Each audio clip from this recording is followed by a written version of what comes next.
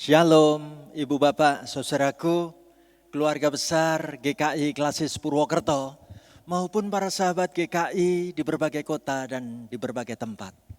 Senang sekali hari ini saya Pendeta Stefanus Lim dari GKI Marta Dirja Purwokerto, mengajak Ibu Bapak, Saudara-saudari untuk mengikuti renungan harian GKI Klasis Purwokerto, Senin 28 Februari 2022. Dengan tema kata dalam tempurung. Kita nanti akan merenungkan firman Tuhan dari kitab Kisah Para Rasul 10 ayat 13 sampai dengan ayat 16. Nah, sebelum kita bersama-sama memasuki renungan ini, mari kita siapkan hati kita dengan kita memuji Tuhan. Nyanyian dari Kidung Jemaat nomor 400. Kudaki jalan mulia. Demikian.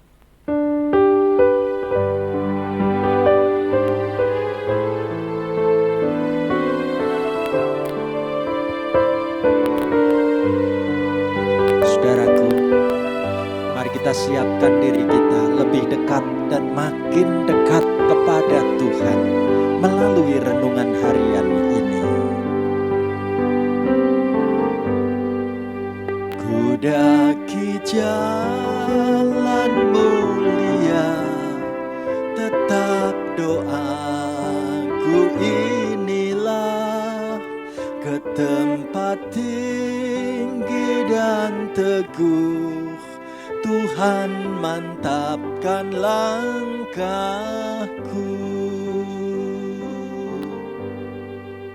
Ya Tuhan, angkat diriku lebih dekat kepadamu, di tempat tinggi dan teguh, Tuhan mantapkan langkahku. Mari kita berdoa. Tuhan Yesus, kami bersyukur hari ini kami boleh dituntun untuk lebih dekat kepadamu. Kami akan merenungkan firman-Mu. Tuhan, terangi hidup kami dengan sabda-Mu. Pakai hamba-Mu menaburkan firman-Mu Tuhan. Bawa kami lebih dekat padamu Tuhan. Biarlah kami bersungguh-sungguh mengiring Engkau. Terima kasih Tuhan. Hamba doakan semua peserta renungan online saat ini. Tuhan, sentuh hati kami dengan firman-Mu. Kami buka hati untuk sabda-Mu dan kami siap sedia untuk mempermuliakan nama-Mu. Terima kasih Tuhan Yesus. Haleluya. Amin. Ku tidak mau menetap di dalam bimbang dan gelap. Rinduanku, tujuanku, tempat yang tinggi dan teguh. Ya Tuhan, angkat diriku lebih dekat kepadamu, di tempat tinggi dan teguh, Tuhan mantapkan langkahku, di tempat tinggi dan teguh, Tuhan mantapkan langkahku.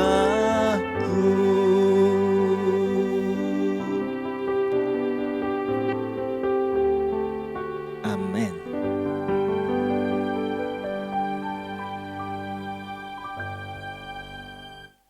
Puji Tuhan, hari ini kita sama-sama akan merenungkan firman Tuhan dengan tema kata dalam tempurung. Ya, ayo kita membaca lebih dahulu firman Tuhan bersama-sama dari kitab Kisah Para Rasul 10 ayat 13 sampai dengan ayat 16. Saya ajak ibu bapak, saudara-saudari ikut membaca, mengucapkan firman Tuhan bersama-sama dengan saya. Demikian. Kedengaranlah olehnya suatu suara yang berkata, "Bangunlah, hai Petrus, sembelihlah dan makanlah." Tetapi Petrus menjawab, Tidak Tuhan, tidak. Sebab aku belum pernah makan sesuatu yang haram dan yang tidak tahir. Kedengaran pula untuk kedua kalinya suara yang berkata kepadanya, apa yang dinyatakan halal oleh Allah tidak boleh engkau nyatakan haram. Hal itu terjadi sampai 3 kali dan segera sesudah itu terangkatlah benda itu ke langit. Amin. Ibu bapak, saudaraku terkasih, waktu kita mengikuti pelajaran bahasa Indonesia dulu, ada sebuah peribahasa mengatakan seperti kata dalam tempurung. Ya, kita lihat gambarnya di situ. Bagaimana ditunjukkan ada kata yang ada di dalam tempurung. Atau kalau mau pakai bahasa Banyumasan, bahasa Panginyongan, kita bisa katakan anak kodok nang jero batok. Gitu ya. Bagaimana ada kata ada di dalam tempurung kelapa. Nah, ibu bapak, saudaraku terkasih, bila kita membuka Wikipedia, kita akan mendapatkan penjelasan apa artinya kata-kata peribahasa seperti kata dalam tempurung, kodok nang jero bathok. Ya. Yang pertama, Wikipedia memberitahu itu artinya seseorang yang wawasannya kurang luas. Oke. Ada lagi yang mengatakan bagian kedua, seperti kata dalam tempurung artinya bodoh, picik, pandangan ilmunya tidak luas. Dan dijelaskan 1 kali lagi, kodok nang jero bathok artinya pengetahuannya baru seluas tempurung saja. Kita pasti bertanya-tanya, kok bisa ya anak kodok nang jero bathok? Kok bisa ya ada kata masuk dalam tempurung? Ceritanya bagaimana? Oh, ceritanya kita bisa lihat. Bagaimana ditunjukkan kata itu habis pergi kemana. Dia menikmati hari itu dengan gembira, dia capek. Dan dia bersandar pada sebuah batok kelapa yang sudah terbuka, terbelah. Gitu ya. Nah, menarik. Kodok ini berpikir sangat enak kalau beristirahat masuk ke dalam tempurung ini. Maka kita lihat gambar di pojok sana. Kata itu akhirnya masuk ke dalam tempurung kelapa tadi. Di situ rasanya lebih enak, lebih hangat, nyaman. Dan dia mulai menyukai ada di dalam batok kelapa. Di dalam tempurung inilah kata tidak pernah lagi mau pergi-pergi. Dia merasa aku paling ngerti tentang keadaan sekelilingku ini. Aku sudah menguasai dan kenal semuanya. Ya. Jadi bagaimana kemudian dia berlari-lari dalam tempurung tadi. Dan tempurung itu mulai akhirnya menutup, berjalan, bergerak kemana kata ini mau gitu ya. Ibu bapak, saudaraku terkasih. Kalau muncul istilah peribahasa seperti kata dalam tempurung, maka orang ini merasa dirinya itu paling ngerti. Aku sudah tahu segala-galanya. Ya, andai kata dia bikin penelitian, mungkin dia kepingin meneliti ada fakta-fakta bedanya golongan darah gitu. Ya, ini kalau versi kata dalam tempurung loh ya. Ini dia penelitiannya hasilnya saya bagikan. Ya, yang pertama. Dia tulis, tahukah engkau fakta golongan darah A? Apa golongan darah A? Golongan darah A itu kalau tidur matanya merem. Wah, semua orang pasti tersenyum menemukan hasil penelitian kata dalam tempurung. Ya. Golongan darah B terus apa? Oh, kalau golongan darah B kalau makan mulutnya mangap katanya. Oke, kita pun tersenyum. Lah kalau golongan darah AB, oh kalau golongan darah AB selalu minum lewat mulut. Oke, lah kalau golongan darah O, oh kalau darah O itu kalau nangis keluar air mata katanya. Ya, ibu bapak, saudara, Dengan PD-nya, dengan yakinnya dia tunjukkan hasil penelitiannya seperti ini. Dan orang-orang pasti tersenyum. Ini kata dalam tempurung ini ya. Orang ini merasa paling jago, paling pinter, paling mengerti segala-galanya. Apakah dalam bacaan renungan hari ini kita menemukan kisah yang serupa? Ayo kita sama-sama melihat apa yang ditulis dalam renungan kita hari ini. Berkisah tentang awal penyebaran Injil Yesus Kristus kepada semua bangsa yang bukan orang-orang Yahudi. Ceritanya diawali di sebuah kota yang namanya Yope. Petrus tinggal di rumah Simon, sang penyamak kulit di wilayah Yope. Nah, disinilah Tuhan mau mendidik dan mengajarkan kepada Petrus melalui sebuah penglihatan. Penglihatan apa? Petrus saat itu tiba-tiba melihat ada sebuah kain lebar turun dari atas. Dan dia lihat di dalam kain itu terdapat binatang berkaki 4, binatang menjalar dan burung. Lalu Tuhan meminta kepada Petrus supaya menyembelih binatang-binatang itu dan memakannya. Dan otomatis Petrus menolak untuk makan makanan yang najis. Ini najis, ini tidak halal bagiku, ini haram.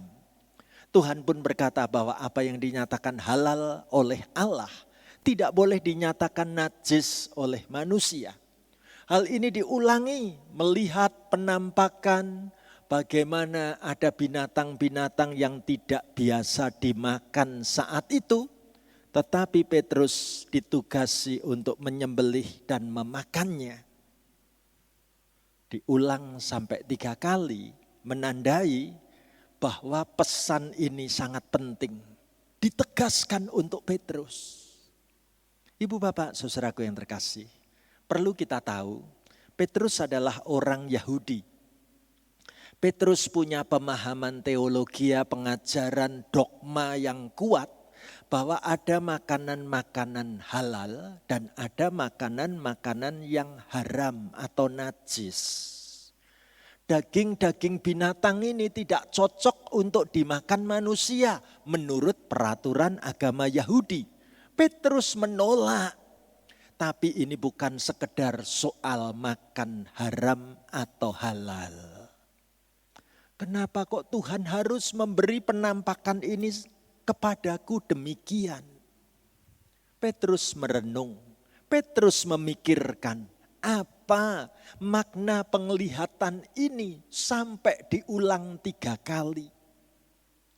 Belum memahami penglihatan itu, Petrus diberitahu bahwa akan ada 3 orang datang mencarinya dan akan meminta Petrus pergi bersama-sama ke 3 orang itu ke daerah Kaisarea. Setelah mengetahui alasan kedatangan mereka, baru saat itu Petrus memahami arti penglihatan itu. Selama ini aku orang Yahudi, dilarang bergaul dekat dengan bangsa non-Yahudi. Selama ini aku sebagai orang Yahudi tidak boleh bergaul dengan orang-orang kafir. Namun lewat penglihatan binatang-binatang yang haram untuk dimakan tadi, ditugaskan oleh Allah, engkau harus memakannya. Membuat Petrus sadar, aku sedang diutus untuk bangsa-bangsa non-Yahudi. Petrus pun segera berangkat ke Kaisarea. Petrus memberitakan Injil Yesus Kristus di rumah Kornelius, perwira pasukan Italia. Ibu bapak saudaraku, tahukah kita bahwa Tuhan sedang mempersiapkan Petrus untuk masuk lebih jauh dalam rencana keselamatan Allah?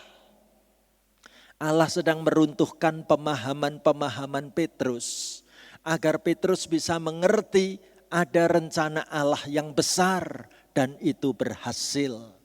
Petrus menyadari bahwa Allah telah meruntuhkan tembok pemisah antara Yahudi dan bukan Yahudi, sebab keselamatan adalah milik semua bangsa. Lagi pula ia melihat sendiri, menyaksikan karunia Roh Kudus sudah dicurahkan kepada Kornelius yang orang bukan Yahudi, bahkan seisi rumahnya mendapat karunia Allah. Ibu bapak, saudaraku terkasih, seperti katak dalam tempurung. Tempurung itu sekarang dibuka. Itulah pemahaman Petrus yang baru mengenai keselamatan itu bagi segala bangsa.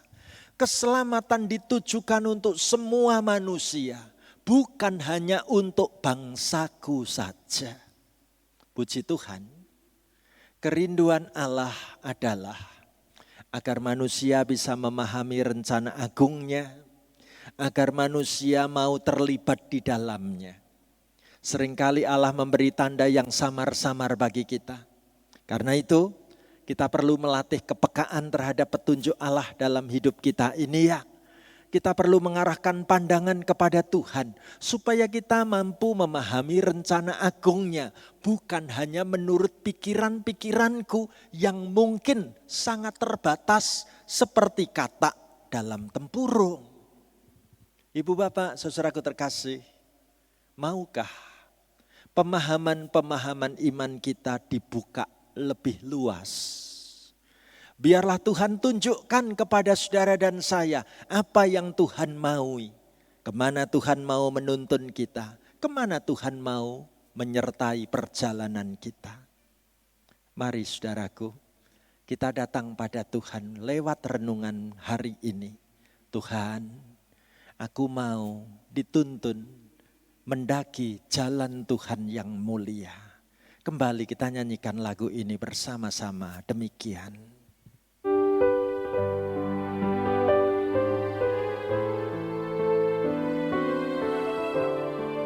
Saudaraku, taruh tanganmu di dadamu, letakkan tanganmu di dadamu. Ayo kita nyanyi bersama-sama lagu ini, demikian.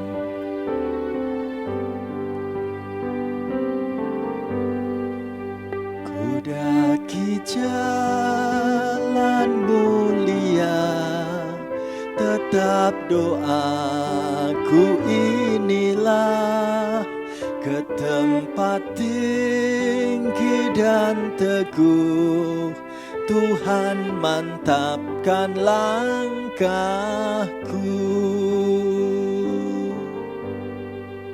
Ya Tuhan, angkat diriku lebih dekat kepadamu, di tempat tinggi dan teguh, Tuhan mantapkan langkahku. Mari kita berdoa.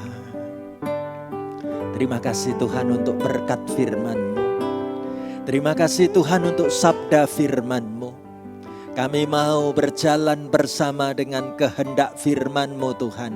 Kemanapun Kau mau menuntun kami, bukakan pengetahuan-pengetahuan yang lebih mendalam tentang sabda-Mu, agar kami mau terbuka melihat rencana Tuhan yang ajaib. Mari Tuhan, hidup kami jangan Kau biarkan seperti katak dalam tempurung. Bukakan pemahaman-pemahaman yang lebih luas. Iman kami makin bertumbuh, iman kami terus disegarkan, dikuatkan mengiring Engkau Tuhan. Terima kasih Tuhan Yesus. Hamba doakan semua peserta ini diberkati Tuhan. Engkau pimpin hidup kami, Engkau tuntun jalan hidup kami. Kemanapun Tuhan mau membawa kami melangkah, ajari kami setia mengiring Engkau Tuhan. Terima kasih Tuhan Yesus. Kami siap sedia mengiring Tuhan sampai selama-lamanya. Berkati seisi keluarga kami, berkati orang-orang yang kami cintai. Tuhan tuntun kami untuk selalu mengiring Tuhan sampai selama-lamanya. Inilah permohonan doa kami Bapa. Kami serahkan hidup kami, terus berjalan mendaki jalan Tuhan yang indah. Dalam nama Tuhan Yesus, kami bersyukur, kami bersukacita untuk renungan hari ini. Terpujilah namamu Tuhan Yesus. Haleluya. Amin. Sampai di sini perjumpaan kita. Tuhan memberkati sampai kita bertemu kembali. Salam sehat untuk kita semua. Amin.